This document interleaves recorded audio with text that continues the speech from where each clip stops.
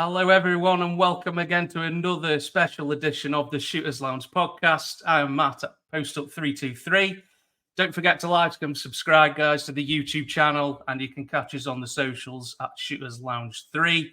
Also, scrolling at the bottom of the page if you're watching it on YouTube. If you are, thanks very much for tuning in.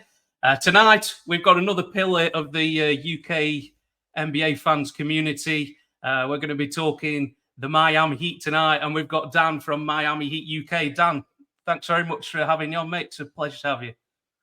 My pleasure's all mine. Yeah, thank you very much for having me on. Absolutely. You come highly recommended, my friend. So the pressure's on, dude. So it's all lies. I must have bribed them somewhere down the line. Hey, mate, the rep's all you've got, mate. That's it. It could be worse, mate. It could be worse. So we're going to be talking Miami Heat UK, which Dan, you've been following for a few years now. We'll kick right in with it, mate. So, how do you think the season has been going this year for the Miami Heat? Oh well, it's been a weird one, and as we talk right now, we've sort of achieved ultimate mid status, which is a bit strange because we've been up and down. We started slow. We had the whole sort of saga that rolled all the way through the off season, which with all the Dame Lillard stuff, which didn't obviously prevail. Then we had the so-called Dame package, which was Hero, Jaquez Jr., Duncan Robinson, absolutely balling, and everybody said we're good with what we've got. Who needs Dame Lillard? And then there's other times you just think, man, this team is screaming out for somebody like a Dame Lillard. It's just been so up and down. It's been full of losing streaks, win streaks. I mean, January saw the biggest losing streak of Spoelstra's tenure, which is, we're talking 15 years or whatever it is now. So he went on a 7-game lose streak through January.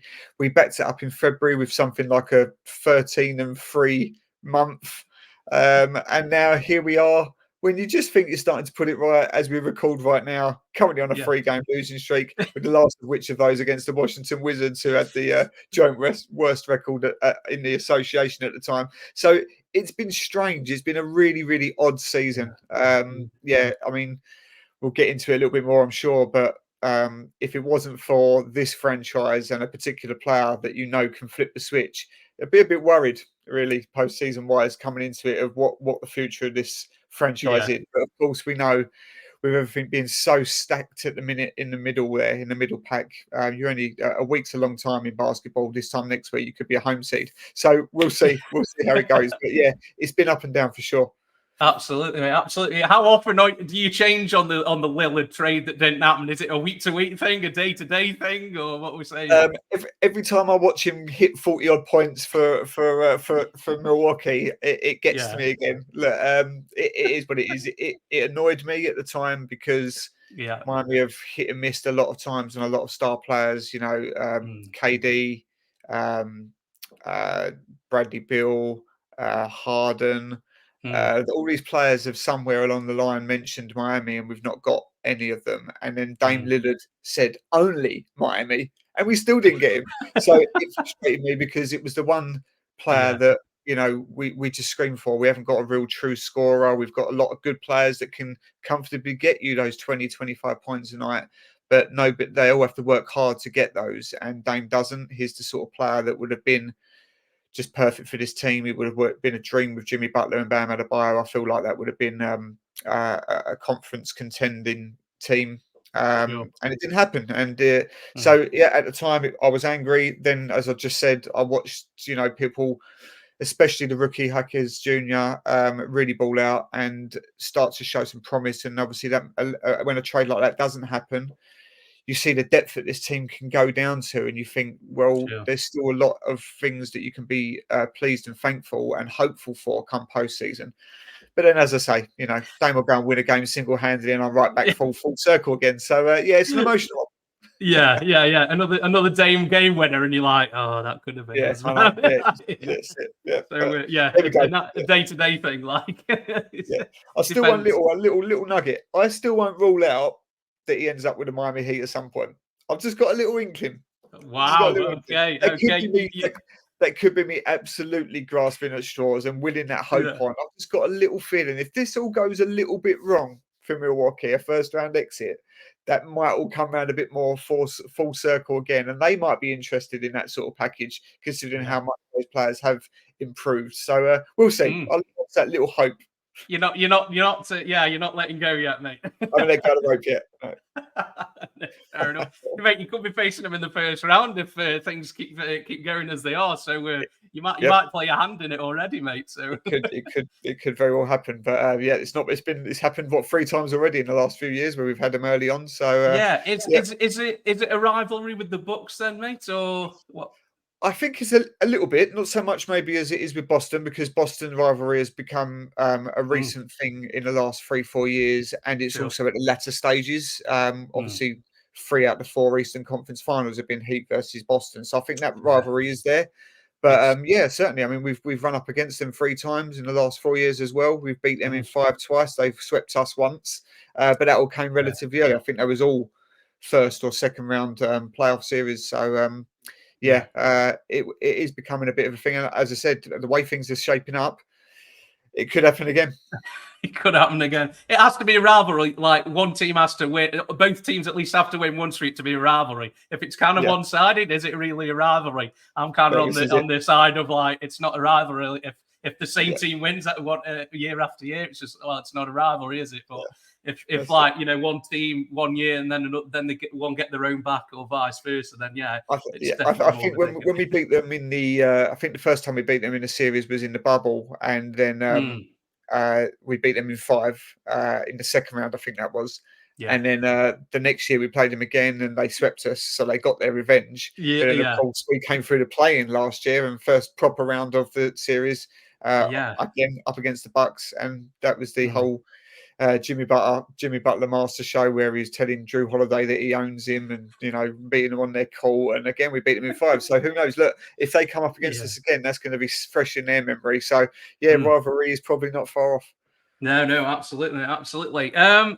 Just touch on it, Dan. Last year, I mean, did you think that you were going to get as far as you did last year? You were in the play-in. You were a few minutes away from going out of the play-in. Did you think you were kind of going to get to where you did, going all the way to the finals? No, I'd be lying if I thought that I said that this was going to go from a in theory we was in theory turned out to be an 8 seed. Going all the way through the play-in. As you said, we lost the first playing game against the Hawks. And you looked really bad. I'm not, 8-2. It was pretty bad, wasn't it? It was a bit of a beatdown by Atlanta. It was, and then we was only 2.5-3 minutes away from going out against the Bulls, where it took a bit of heroics in the last, still down the stretch to get through. So we snuck through, and then you look at then how the playoff series picture was now going to look.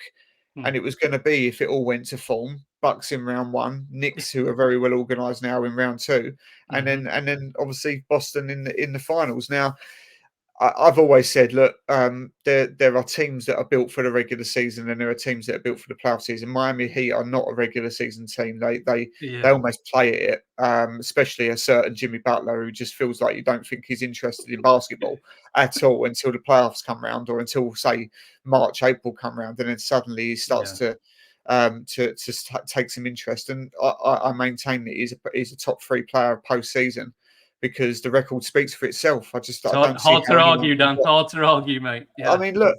There's better players. I mean, if you said, is Jimmy Butler a top 10 player, I'd probably say no. He's probably somewhere around the top 15, because he doesn't show it enough on a regular season basis, and that's black and white. It's obvious. It's he doesn't show up to the party enough. But he single-handedly beat the Bucks. He was brilliant against the Knicks, although he wasn't the best player against the Knicks. And then he was fantastic again with a supporting cast, of course, in the finals, in the Eastern Conference Finals against Boston. So you always get a chance with Jimmy Butler and Eric Spoelstra on your team. You'll always have a chance. But No. Did I expect us to go through a play and all the way to the conference finals? No, I don't think you'll find many Heat fans, no matter how diehard they are, that will look you straight in the face and say, "Yeah, I predicted this." Because if they did, they're lying. They're lying. Saw this coming the whole way. Yeah, no, it's like you say, it was a bit of a Cinderella run, wasn't it? It was incredible. And look, we and me especially, I build my reputation on just being a cocky Heat fan. It's what we do. And so when it comes through and you get to just literally, post and, talk that sort of stuff that you talk, it was fantastic. It was one of the most memorable seasons I can remember. And even though, again, we didn't quite make it over the line, this is why I love the team because, as I said, with the best coach in the NBA and number 22 for Miami Heat, you're always going to have a chance, doesn't matter who you play against. So that's what I love about it. Absolutely, mate. Yeah, Spoelstra. Yeah, for me, he's the guy. He's the top guy, the top coach in the league. I'd agree with you on that, mate. And like you say, is having Jimmy on your team then frustrating because like regular season, it's just like we're just kind of just coasting along, and he might have a couple games where he's Jimmy Butler kind of thing, and then the others it's just kind of we'll just kind of go what happens like. He needs to find a bit of a happy medium because it's like the disinterest in a lot of times is it hurts the team because here we are now, we've just gone through All-Star, etc. And he's had a little stretch recently where he's obviously now started to be much more engaged and so on. But the problem with Jimmy not doing it enough during the regular season is obviously you're then relying on the rest of the cast to win you games. And if he's your superstar who's earning mid-40s, 40 million every year, you, as much as he is incredible in the postseason, you do sort of need him to show up and do these things. Otherwise, you're doing exactly what we're doing now, which is somewhere in the middle of the pack, not too far off of the home seed, which is what you want, really, if you want to go a distance and not have to rely on, winning hard road games. Then you need your max player to do that. And it is frustrating. He gets a pass. Of course he does, because he's got a history ever since he put a Miami Heat uniform on in just raising the bar ridiculously and making us not only relevant again, but contenders pretty much on his own. So he'll never get aggro, but it is frustrating because we if he just showed a bit more, we would maybe be a couple of games back from Cavs, Bucks, and so on, and not have to worry about digging in and trying to win these games at the end of a grueling season. So there does need to be a bit of a happy medium, I think. I think he's more worried about which hairstyle he's going to have for the game, mate. I think rather than I mean, I don't know what he came out in the last game with these sort of Mickey Mouse sort of. It was something. It was something, Dan. I don't know what it was, but it was definitely something. Yeah, he is a troll. I'll give him that. He definitely causes a stir, doesn't he? That's for sure. Just almost clowning the media in a way, isn't he? I think it just. He's one of them guys who if he's on your team, you will love him because when the lights are brightest, he comes through, doesn't he? More often than not, like you said, when it's playoff time. It's hard to kind of flip that switch. People call it flicking the switch, don't they, as it get to the playoffs. But Jimmy seems to be able to find a way to actually do that. Whether he does it this season, it seems very. I don't know about you. Correct me if I'm wrong, Dan. It seems very similar to last season, where you were kind of a bit further down looking at the play-in, and then you made it all to the finals. I'm not. Who knows? You might do it again, mate. But it seems quite similar. Is it the same, or is there something different about this team this year? It is the same. We've been very unlucky with injuries, and I hate using injuries as an excuse because everybody has injuries. But it is quite a bona fide reason this year. We've had, I think, 32, 33 different starting fives this year, which is really very high in the NBA. Jimmy's obviously been in and out. We've had Tyler Herro in and out. Bam missed a big stretch just before, just after Christmas, I think it was. Even like really good role players that have been excellent this year, like Kevin Love has missed a lot of time recently. So it's been we've missed big players a lot of time, but it is very similar in terms of this season. I don't really feel like we've still understood right at this moment with only 18, 19 games to go, what our best starting five is. which does have its pros and cons because you think, Yeah. well, really, you'd like to know a bit by now what you're going to be going into the Yeah, playoffs. yeah. But on Hopefully. the other hand, that makes it very difficult to scout against, and Absolutely. that if it can, going in and people not really sure how you're going to line up and so on. The For team's sure. got flaws, but as you said, I don't think there's more than 2-3 players in the NBA that once the lights shine bright, as you say, can perform Mm. like Jimmy can. Mhm. It's just you would like to not have to always rely on that.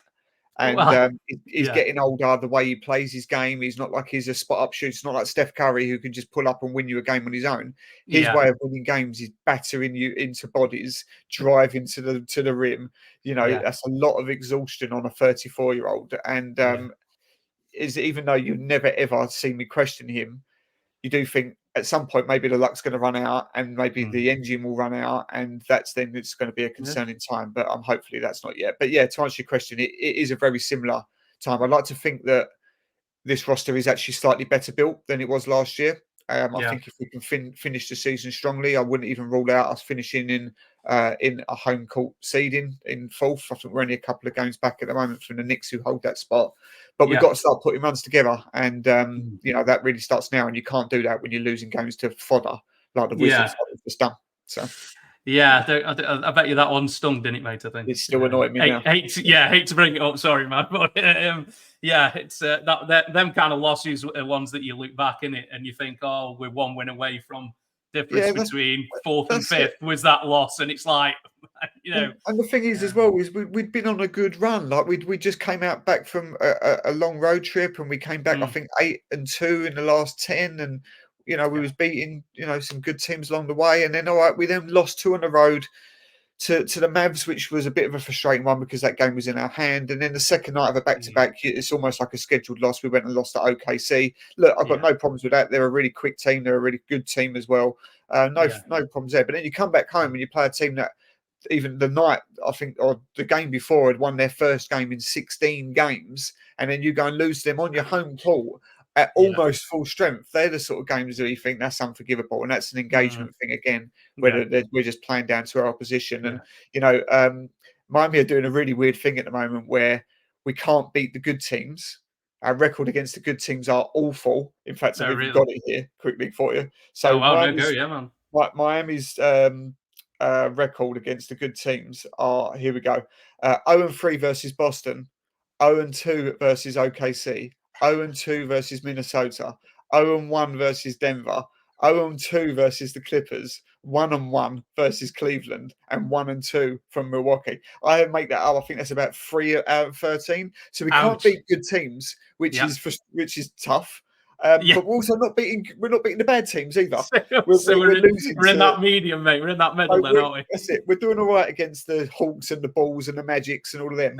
But yeah, and Well, that's a real yeah, trend that needs to change pretty quickly with only absolutely. a month to go of the season. So Yeah. we'll see how this rolls out. Oh, it sounds like a finals run written all over it, then, doesn't it? Yeah, That's absolutely. the Yeah, most Miami thing ever. Like, that's exactly. Yeah. because like I said, nobody had them going to the finals last year, and they just kind of just turned into this. Like you say, there's teams that are ready for, built for playoffs and built for regular season. I think Miami are definitely the playoff team, aren't they? A Pat Riley team, as people like to say, much influence still on the Miami Heat all these years, hasn't he? Yeah, that's yeah. Yeah. Yeah. So, have you got any surprises or disappointments for this season? You've probably touched on a couple already, Yeah. mate, maybe, but I think anything that stands out the like? the biggest surprise I would say is I don't think anybody as a fan, coaches and front office staff would tell you different, and scouts. But I don't think any fan would have expected the rookie Jaime Jaquez Jr. to Yeah. be this NBA ready, this impactful. Mm. He plays like a vet in year one. And a lot of people will say, well, you should have expected that because he spent 4 years at UCLA. Yeah. So he's an Yeah. older rookie. I think he's already 23, I believe. Um, Mm. so people will say we came in NBA ready. But even so, the Mm. production has been sensational. I think he's already won Rookie of the Month 2 or 3 times. He had Yeah. that little spell just as we was on that losing streak through January where he hit that rookie wall for a bit. So he had a little month where he was a little bit, just It's not rookie slump, bro, isn't it? I think exactly that most rookies get, mate. In that kind of that turn of the year but and then things. but then in recent games, the last sort of 3-4 weeks, he's been back to his best again, and he's just that does change the game because. When he's coming off the bench, when you look at most rookies around the league, especially when you think he was an 18th pick, most 18th picks in the league are really there just to maybe do some backup minutes. It's almost like whilst the good guys rest, you just go and don't lose us a big lead type thing. Just go and gain a bit of experience and so on. Whereas he comes in and he actually gives us another lease of life where he brings his energy, his incredibly savvy plays. He's got a real skill set. He's got incredible handles. He's got an improving 3-point shot. So that's been, in my opinion, the biggest plus surprise. Just pointing on to the disappointments. I mean, I have already touched on it, but health has been an issue.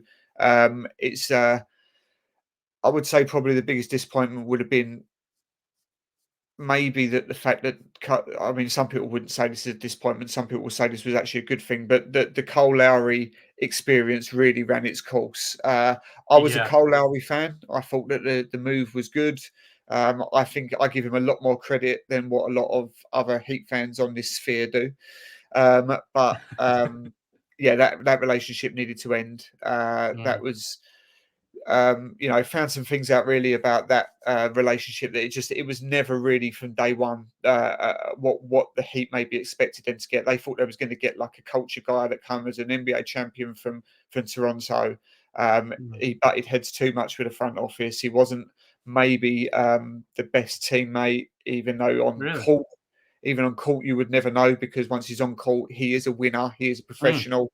But he really does, he's a good veteran presence. But the media, he never got any love from. He was, he never showed any sort of relationship build there. He was basically there for being Jimmy Butler's mate. And even though I do give him credit for some of the plays and some of the production that he gave us, especially when we were short-handed, that relationship needed to end. And it did end with a good upgrade, in my opinion, with Terry Rozier coming in.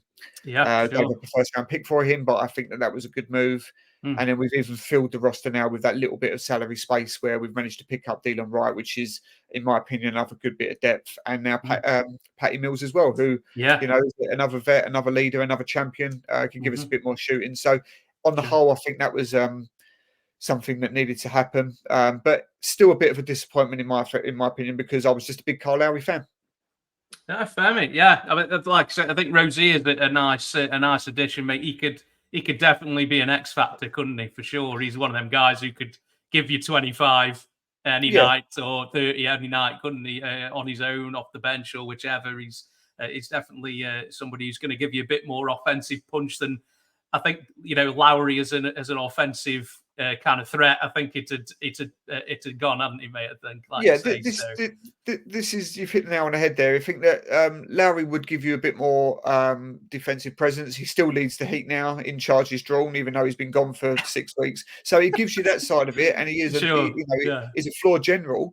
But Rozier gave us what Cole couldn't, which is he can put up 20 points a night. He's a lot more attacking. He's a lot more explosive. He can get to the rim quickly. The contract, I think, is in this day and age is fine. A lot of people thought it was maybe taking on more years in quite a lot of money. I think for a player who was balling out, by the way, albeit on a bad team, but he was balling out from Charlotte. Took a little bit of time to settle, as you'd expect. Picked up a bit of an injury, which he's now back from. But we're seeing his best basketball now, and I think again it's just starting to tick along at the right time. As you said, the X factor is probably a good word for it because he does give us something a little bit different. It gives us another scoring punch. Yeah. I think when people first time for Miami, I feel like they kind of struggle because they may be NBA fit, but they're not Miami Heat fit kind of thing. Because that's like the Pat Riley 5% body fat and all that, isn't it? So not a lot of players are ready for that, are they? They do say the culture is not for everyone. and it's very, very true. Really, So, I think yeah, you're either a Miami Heat player or you're not, mate. It's quite simple, isn't it? You're either ready for that life or you're not. It's more of a lifestyle, isn't it, than 100%. Yeah, a it's a job, mate. commitment. That's for sure. So yeah, maybe it takes a few weeks to kind of get Yeah, into the swing. But I think yeah, come playoff time, I think Rozier could be a dangerous player for you, man. That's for yeah. I sure. hope so. Yeah. Going back to Hawkes, I mean, how he dropped to year 18. I was looking at the draft earlier, man. I'm like, how the hell did this guy drop? I see some of the names that were taken before him, bro, and I'm not sure that some of them are in the league still. And it's like, Well, how did it just drop to him, I mean, again, Miami have done it 3 out of the last 4 years where they picked in the mid, and our last Yeah. 4 draft picks have been Bam Mm. Adebayo at 14 or Yep. 13, I think. One of the two. I always get them mixed up. Tyler Hero was at 13 or 14, whichever way round them two were, but bang in the Yeah. mid. Yeah. I mean, Yeah. if both of those were redrafted in their draft classes, they'd be considerably higher than that. And then obviously now Jaquez Jr., who went at 18. If you was to redo that now, you're looking at a top 5 pick there without a doubt. I The feel only player sorry for him because then a different year he'd be in the conversation for rookie of the year, but just this year you've got two like massive, absolutely, you've got Chet he's and not, Wemby. You're not going to get a look no, at he's not going to get in that conversation, unfortunately, because he's got generational talent ahead of him. But he's just it's a real credit to him and fitting straight in. And being that productive and reliable. That's the thing. You don't expect rookies to be reliable, but when he comes in, you actually do a little fist pump because you think this is exactly what you need now, and that's from a rookie, and that's amazing. So yeah, we've done well. We've drafted exceptionally well, and that all goes down to the hard work of the scouting department. Because really, the only one we've missed on in the last 4 or 5 years is. That didn't really work was Precious Achiuwa, which actually, it just didn't really work in terms of a fit. He went out to Toronto, that didn't work either. But now he's at New York and he's doing well. So there's an NBA player there as well. So not a Miami Heat player then, Dan. Not a Miami Heat player then, is he? I just don't think he didn't have maybe the defensive mind set that is sort of really grilled into Miami Heat players. We're at the end of the day, we are a defense first team. We always have been, which sometimes doesn't make for the best watch. But it's always about defense first. And if you're not on that page, then you're not going to last long. Absolutely. Yeah, I watched college basketball, so I kind of knew who Hawkes was already, and seemed quite solid guy for UCLA. And I'm a Kentucky fan, so I saw Adebayo and Hero. So. Like Adebayo was just a lob threat. He didn't show the skills that he's got now for sure, mate. So that one was to see his development since he's come into the league has been amazing, hasn't he? And he's what's he averaging 20 and 10 for you guys this year around that.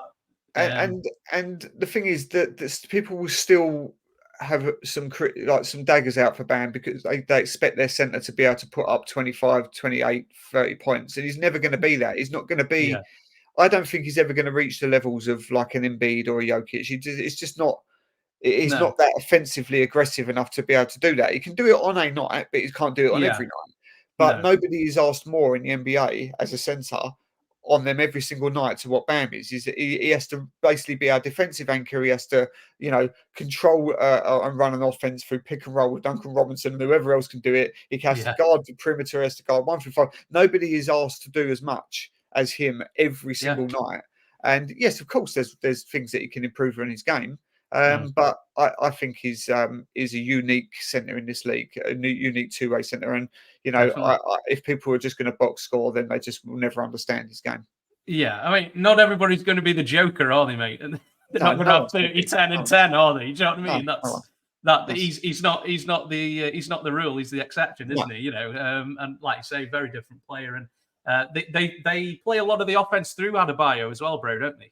They do, yeah. That's what I mean. He has a lot to do. He has to. I mean, when we saw that he was out, our defensive rating, I went from top 5 to bottom 5 in the space of the 3-4 weeks he was out. That shows you what he has to anchor the defense, and he has to be, as you just said, he has to run through a lot of offense goes through him. So he's asked a lot of it. Everything is, his night's work is a hard graft every night, and that's why he's never going to be a 25 to 30 point a game scorer because he's got to do so much more than that. But I think he's not the finished article. I don't think he's having his best season right now.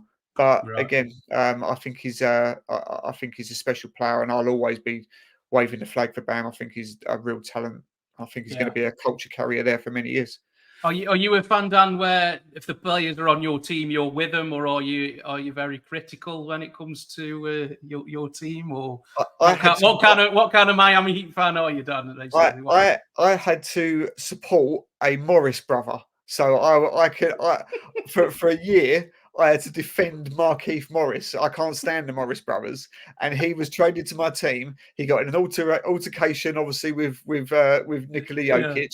I had to then go on a pretty much a year-long Nikola Jokic campaign where I because I had to back my guy. He was wearing a Miami Heat uniform, so yeah, it doesn't matter who they are. If they're putting a calls up and they're trying to win from our team, then they're my guys. Yeah. Well, I'm a Suns fan, mate. I had both of them at the same time, bro, on my team. So I had the Morris twins on my team at the same time, mate, for about 3 years. So yeah, I feel that pain. I feel that pain. That's for sure, bro. But yeah, like you say, yeah, I'm a similar, mate. If you're on my team, I'm with you. I'm not like, hopeless, get rid and stuff. I'm with you. If you're on my team, I'm with you till the end. And then I'll criticise you when you've gone. Yeah, there are some players where you can come in and you think they're not putting in the effort or try. Then yeah, you can turn on them. But no, look, I mean that's how you should fan. You should support whoever's on your team because we should all be on the same page. We should all be aspiring to do the same thing, which is win. So absolutely, mate. Yeah, absolutely, bro. Yeah, couldn't agree more, mate. Couldn't agree more. So, Dan, would you dare to put out a season prediction on how the season's gonna go? Or man, are you sitting on the fence? Oh no, look, I do believe we'll get this right. As I said, it's a weird little bunched section as we talk at the moment because there's 2 games I think that separate 4, 5, 6, 7, 8. It's tight down there, man. It's tight. It's very tight. Look, the bottom line is I don't fear or care who we play because I do honestly believe that we are good enough to beat anybody. Doesn't matter who's on our team, who's fit, healthy. The culture of what we do and the coach and everything else that we've got, the record does speak for itself. People can at that. The record speaks for itself. So I don't care who we play, but naturally you want to try and beat or try and get a position where you can have an easier route. So that starts now. We need to start picking up wins. I don't want to be anywhere near the play-in again. And we're currently sitting in the play-in as we speak. So I don't like it right now. I do think we'll get it right. I do still, even though when the season started, I have flip-flopped a bit on this because I didn't think as the season started, this roster was as good as the finals roster that went last year. Losing Gabe Vincent, even though he's been really unlucky with injuries with the Lakers. It hasn't gone good for him since, really, has it? To be honest. To be honest, not when it doesn't. When you see a lot of players that leave the Heat, it doesn't go good. But that's neither here nor there. But I thought he was going to be a miss. Max Strus was excellent. I thought he was going to be a miss. And to be fair to Max, he's one of the few players that is actually having a really good follow-up season after leaving the Heat. He's been really good for Cleveland.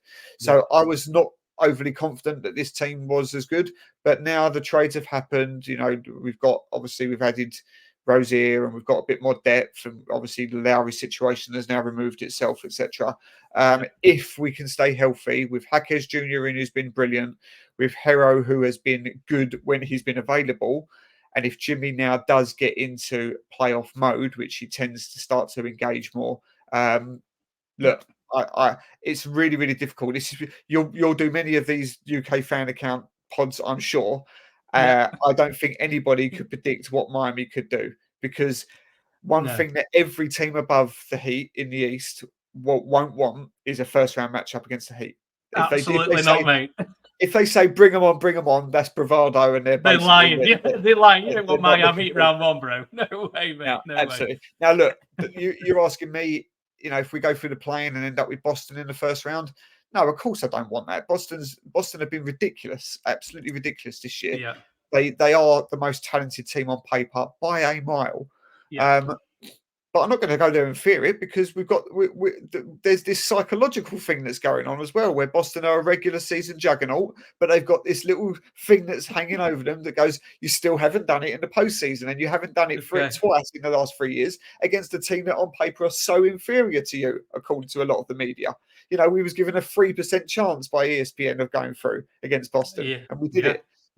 Nobody had the Heat to win that. So no, No, mate. I don't fear anybody. I would say who knows in terms of where we would go. I wouldn't even rule out another run to the finals. But look, I'm not silly. I know that this team isn't the most talented in terms of even in the East, let alone the league. So you want to try and negotiate an easier route. Miami could be anything, mate. They could be anything. They could be conference finalists again. They could be a first round exit. They are a real unknown. But if we can go in healthy, bring it on. Let's go back to the finals. Absolutely, absolutely. Once Jimmy gets them dreads on again, mate. Oh dear, you better watch out, man. You know what I mean? That's where we're at, isn't it? Yeah, for sure. Like you say, from what you did last year, it can be done, can't it? But obviously, you want to go a step further than you did last year, don't you? If you can. Well, of course, and this is the thing that you know, we've taken so much energy about going through tough fixtures to get through, or tough series rather, to get to the finals, and we get to the finals and we're absolutely out of it. We're knackered, and we just basically then it's noticeable how much of a different level we're on. It did seem that way last year, man. I don't know if you agree. Look, by the time you got there, it was taking such effort to get there. I mean, I don't know if anybody had beaten Denver last year. I think they were the best team by a good way, weren't they? I think. Oh, they were. And you know they swept their way through pretty much the whole thing. I can't even. Did they drop a game? I can't even remember now. But we took a couple of them. Okay. I think 3 games. I think the whole way, okay. 4 games. They swept the Lakers, I think, in the Western Conference Finals. Yeah. So they go in sitting around waiting for us to finish the 7-game grueling contest with Boston. So there was that side of it. And look, that's where it's been a bit frustrating, because we still can see that we're short when we play these really good teams. I know it is regular season, of course, but we are a step below. And I mean, the Boston Celtics have been sensational, but equally, I know they're not top of their conference right now, but I just don't see much past Denver out the West again. I just think they're so geared up to be that team again if they want to. I mean, they've got the best player in the world. They've got real good depth. They got a great mold, a great gel there. Look, of course, your guys, Phoenix, if you can stay healthy, you never know, because you're a similar sort of thing. That a bit like the Heat. Once you get KD into postseason mode, there's not many people that can stop him. And with a backup cast of what you've got now, you'll cause problems. But it's really difficult to look past Denver. Absolutely, yeah. I was talking on our live show the other night. Is it inevitable that it's a Boston-Denver finals? You know, at the moment, it doesn't seem like that anybody else could kind of spoil the party. But when you get to the playoffs, all bets are off, Dan, like you say, mate, isn't it? So this is it. And the only thing I'd say about Boston, look, they've been brilliant. I did sort of scoff a little bit at the Porzingis trade and losing Smart and so on, but then getting Drew as well. You look at that starting 5; they're breezing through teams, and they should be unstoppable this year. But whilst they can't shake that postseason bottle job sort of, not mentality, but that little aura that's hanging over them, if they run into Miami, who are the complete opposite, that will still hang over to them. And look, they should win. They're the best team in the league. They've got the best record in the league by a long way. They really, this should be their year. But there's always that question mark, because they're yet to prove it. Absolutely, mate. Absolutely. The one thing that worried about Porzingis for me was health, because obviously he's had health issues since he's been in the league. You know, he's been out a couple of times this year, but nothing extensive as yet. So he's been really, really good, to be fair. And I did scoff at it. He's been really, really good. It gives them everything now. It gives them scoring. It gives them superstar talent. It gives them size. It gives them rebounding. They've got, still a good bench depth in terms of Horford and Pritchard, and they've got, this is their best chance. Let's see what they do. Absolutely, mate. If Boston hit threes, mate, I think they're going to be very hard to beat. That's what I've kind of gathered when I've been watching them this season. The games I've watched, if they hit threes, they're going to be very hard to beat, man. But like you say, who knows? Who knows? Just kind of moving away from the kind of Miami Heat team. Are you do you have any jerseys, Dan? Are you a jersey guy? I think you might have an extensive collection, I'm hearing. Yes, I think on last count I've got about 28, but I'd have to recount it because I haven't done for a while. But yeah, Yeah. I'm a merch freak. I love it. I do, and I am also blessed with a franchise that really knows how to design a jersey. Maybe not so much this year. I know they've had a bit of criticisms with the Heat Culture jersey. That was maybe a little bit of a flop, but the whole I mean, Yeah. the throwback jerseys, the Miami Vice collection. Oh Yeah. man, Yeah. yeah. Also, yeah, I do love myself a bit of a vibrant Miami Yeah. jersey. Can you talk about the Heat Culture jersey? Do you have thoughts on it, Dan? Yeah, when it first got leaked, I went, "That won't be it." I went, "There's no way they're releasing that. It looks like a practice jersey. It looks like the sort of thing you would go down on South Beach and pick out of one of those beach stores to go and wear at the beach for the day." It was awful, and suddenly we're Yeah. realizing that no, that actually is it. Of No. course, when you see the promos and all the rest of it, of course it does grow on you, and it is actually better. I do like some of the features they got on it. I like the whole mantra that they've got down the sides with the best condition, toughest, meanest, all that stuff. Yeah. And they one of the other Pat Riley phrases, which is keep the main thing. The main thing is sort of engraved at the bottom. So there's some nice touches. I just think they could have actually done a better job with it. I mean, look, I'm wearing a culture t-shirt right now. Yeah. I love the Miami Heat culture. I know we get a lot of crap for it because some people see it all as nonsense and all the rest of it. I don't think there's anybody that can sort of agree or argue that Miami Heat culture is a real thing, and you have to be a certain personnel to be able to thrive in it. I just feel like from a Jersey point of view, they could have just made it better. But I like the fact that they've celebrated their culture. Yeah. They had it on the in the paint as well on the court, didn't they? The Heat Culture. Yeah, they've got the culture Do you know where that's from? When Pat Riley said that, I think he was at New York, wasn't he? When he Yes, said I that? think it all started as a New York thing. But look, I mean, he's been now with the franchise for however many years it's been, and he carried that across. So New York, when you look at what New York have gone or what they went to after Riley left, not even I think they've won one playoff game in 20 years, something like one playoff series in 20 years. And Miami Heat have 3 championships to show for it, and you just see what they've done, even though we haven't got a ring to show for it, but what they've done in recent seasons. Sure. People can't say that the Heat culture isn't a real thing because it's what Pat Riley has brought into the association. Yeah. Like you say, Miami have kind of got the kind of main colours, haven't they? It's the black, red, and white. They're the kind of heat colours, aren't they? But then they went completely like left field with the Miami Night stuff, didn't they? Which was I mean, completely like 360, 180, whatever you want to call it. Want it from what you usually kind of bring out. I'm sure you've got a couple of them, haven't you? Oh yeah, I've got all of them. They've done all the collection. And nice. Miami, even though the standard Icon Association and whatever the other one's called, jerseys are all statements. Are all pretty basic. You've got your red, white, and black, but they're fine. They're classic. But I really, really like the fact that they celebrated what Miami is. When you look at the whole Vice era and the neon lights and the pastel colors and that's what Miami is known for. That's what they celebrated, and they absolutely nailed that whole collection, starting with the white one with the neon blue lettering, and then they went to Vice Nights, which is probably my favorite, which is the dark black one again with the neon blue. Then they had one that was a bit left field with the very, very vibrant what they called Vice Sunset, which was just completely pink.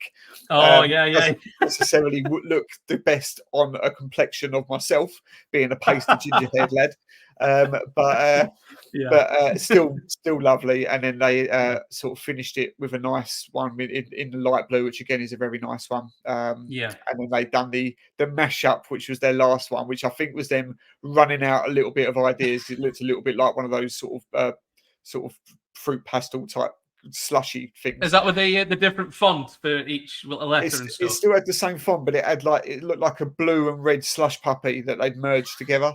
Oh yeah, sorry, yeah, like So, yeah, I mean, again, it was another one of those that was much better once you saw it in the flesh. But I felt by that point the collection had sort of run its course, and they were sort of scuffing around for ideas. But a yeah, sensational collection, and they've done yeah. some great ones. So, yeah, I'm lucky that the Heat have really nailed a real collection that's all sitting in my wardrobe at the moment. Nice, nice. I love the throwback one as well, man. The first Oh, I kind of love the jerseys you throwback had. one.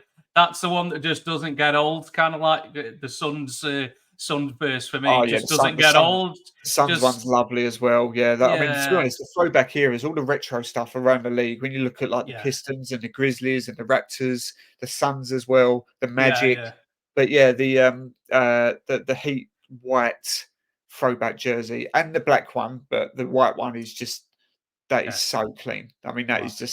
that's just spot on. I mean, when you get Yeah. other teams that say that jersey's fire, you know it's fire.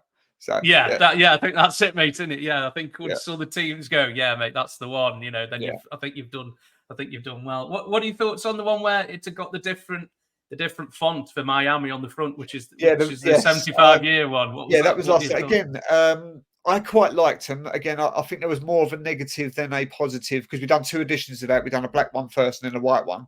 Yes, Um, yeah, yeah, I think that they was again. I think that was nice. I like the story behind it. I like the fact that yeah. it sort of went through their history in terms of you got Hmm. the icon, you got the Vice, you had the Floridians series built into that as well, and the throwback. Yeah, So I thought it was really good. Some fans are just unhappy to please. They would rather find a negative and are happier when they're moaning. But I that's thought that was a nice couple yeah, of collections there. not a controversial takedown. I don't think there's always haters, isn't there? There's always Sure. haters out there, isn't there, man? For sure. Yeah.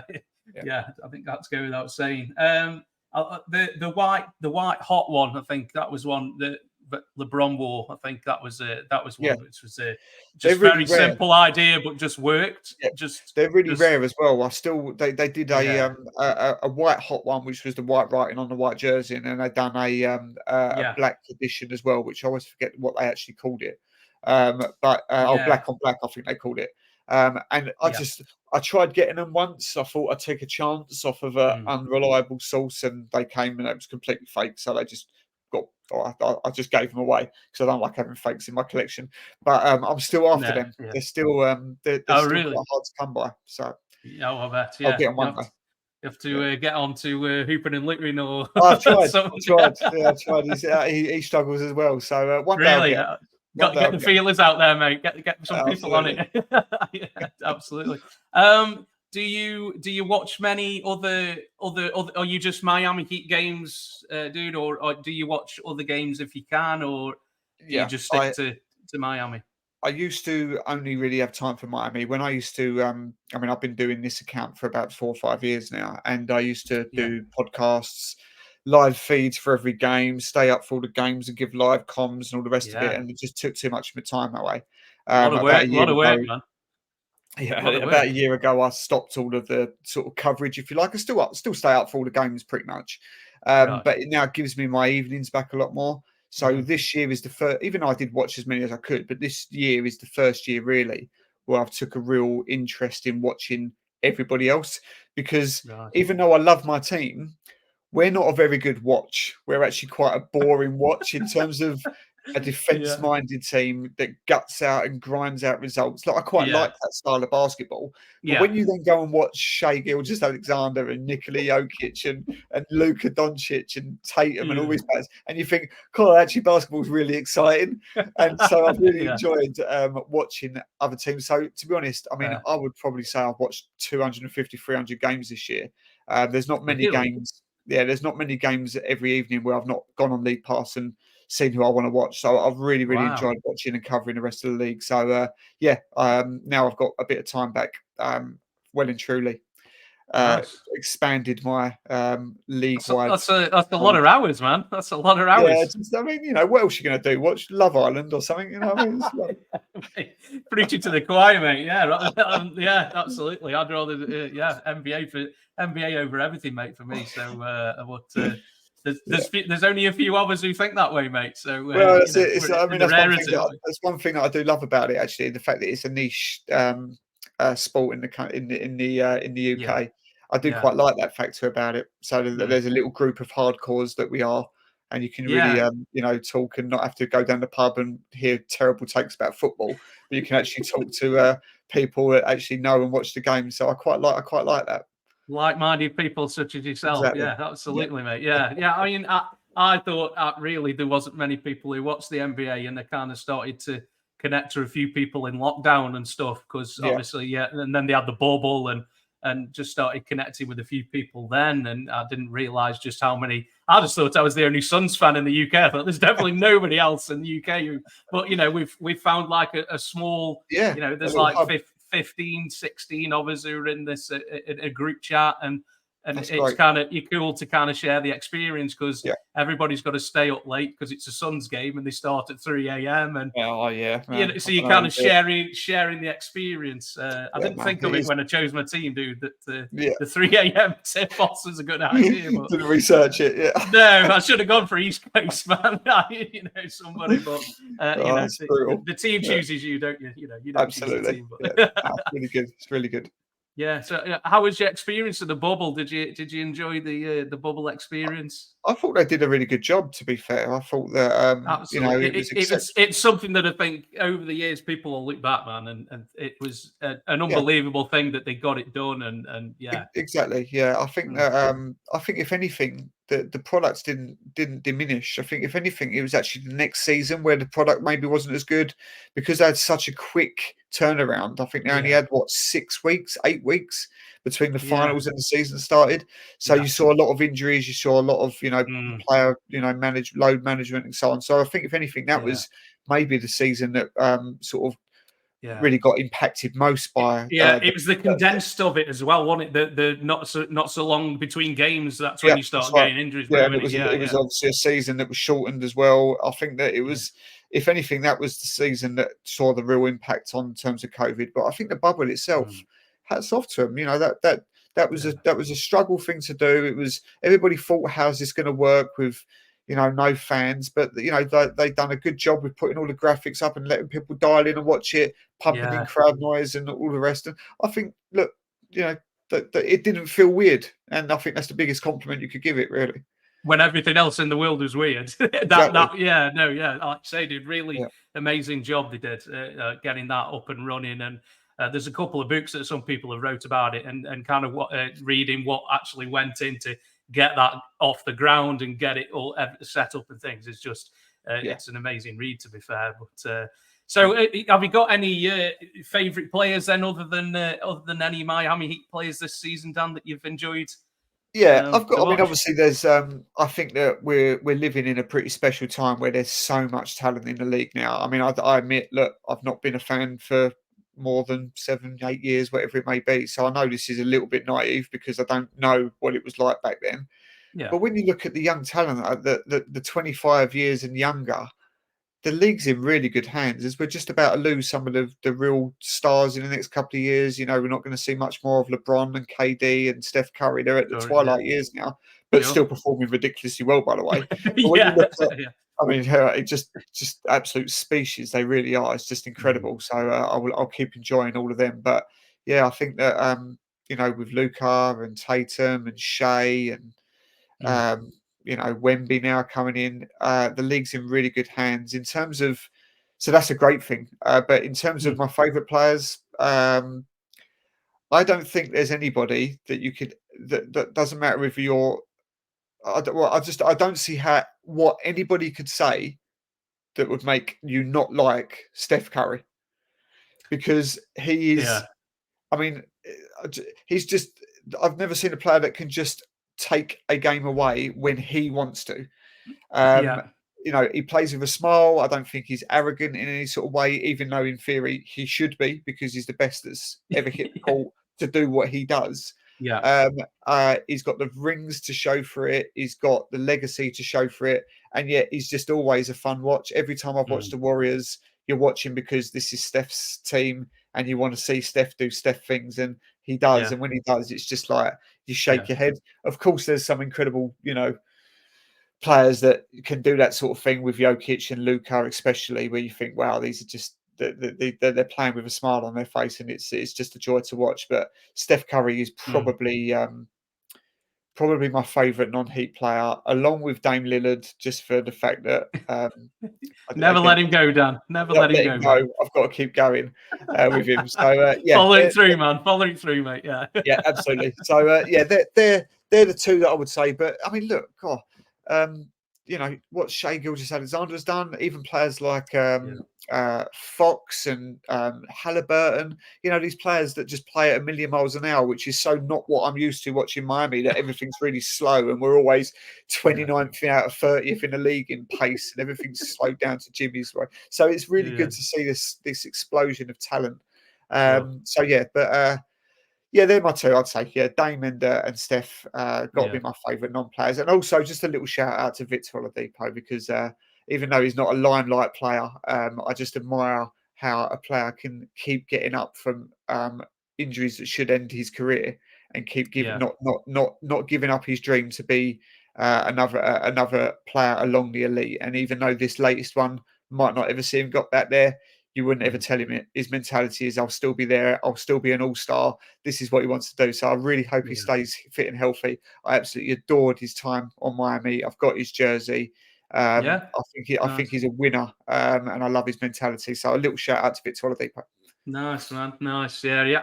It just one of them careers at what if, unfortunately, isn't it? That, you know, over the years, there's a group of players, isn't there, of, you know, what could have been if not for injuries. Derrick Rose and players come to mind, don't they? Wes, man, if he hadn't got injured, you know, what would it have been like? Because he was absolutely motoring, wasn't he, before he got injured for the Pacers and stuff. Yeah, I mean, like you say, Steph just plays with just such joy, such joy. It's smiling, like you said. It just and that radiates. It radiates out, don't it, when you watch him play?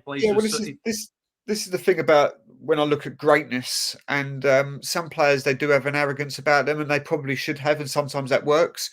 But I'm liking it when you look at players like, you know, in other sports, like Roger Federer. He was always exactly the same. He dominated his sport for decades, and yet he's the nicest person and never took a day for granted. He was always felt like he was lucky and privileged to be in that position. And there's countless ones that you could say, but I really admire that in a superstar, and that's absolutely what he is. So I keep enjoying him until the day he can't do it anymore. Absolutely, mate. Absolutely. Yeah, I mean, like you say, there's too much in the world where people are hating on people just enjoying while they're here and they're still playing, man. Absolutely. And whether if they play for your team or not, you know, just realize how good they are while they're here instead of regretting it when they do retire, isn't it, mate? Yeah, appreciate greatness. Yeah. Yeah, absolutely, mate. Absolutely. There's a lot of LeBron haters out there, man. But when he's gone, people are going to miss him because, you know, he's whether you think he's the GOAT or not, or one of the greats to ever do it, you know, you're witnessing greatness, aren't you, mate? And I think that should be appreciated and celebrated, for sure. And even if you're not a LeBron fan, and I don't understand why anybody wouldn't be a LeBron fan, but even if you're not, because of whatever reason or agenda you might have towards it, he's still now in year 20 at 38, I think, and he's still, in my opinion, a top 10 player in the league. He can keep doing this for as long as he wanted. If he keeps himself in shape, and when you look across the league, he's probably the most in shape person in the league. He is a specimen of a human being, and he's still playing at a ridiculously high level. And here's another player. Look, if the Lakers get in, and I think they will, they're another team. You finish number 1 seed and you end up with Lakers in the first round. You are not going to be happy, and that's down to one person, and that's a person that's been playing for 20 years and he's 38 years old. So appreciate him. Oh, you're going to bet against LeBron in a playoff game, one-off game? You're just not, are you? Who does that? Who does that, mate? Yeah, for sure. So, like you say, it could be like a Tom Brady situation where he's playing into his 40s and still kind of putting the stats up, even though he's kind of not as pedal to the metal like he used to be. The stats are still there, man. Like, how is this man the same species as me? Is all I keep thinking. It's like this man is ridiculous. Yeah, it is just greatness. Yeah. Absolutely, mate. Absolutely. I think that's all we've got, mates. But thanks a lot, Dan, for agreeing to do the pod, man. It's much appreciated. Do you want to give yourself some self-promotion before we go?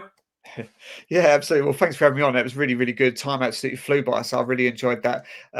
Yes, time flies, my friend. If you want to follow me, I'm at the Miami Heat UK. yeah, we've been doing it for about 5 years. As I said, I did used to do a lot of content myself. I had my own podcast. I still sort of do have the podcast, but I haven't done anything for a while. But it's just called Heating Up the UK. I will bring it back one day, I promise. But You look, should, bro. we used to do a lot of stuff. We don't Yeah. anymore. I've got my life back a little bit, but I'm still there all the time. I'm there supporting them every night as much as I can. So I tweet with a lot of tongue-in-cheek stuff. I never take the app seriously. I'm there to have fun. I'll give Yeah. wild takes. I'll get flamed for them. I shit post a bit. I give it a big one. I get a bit cocky, especially come playoff time.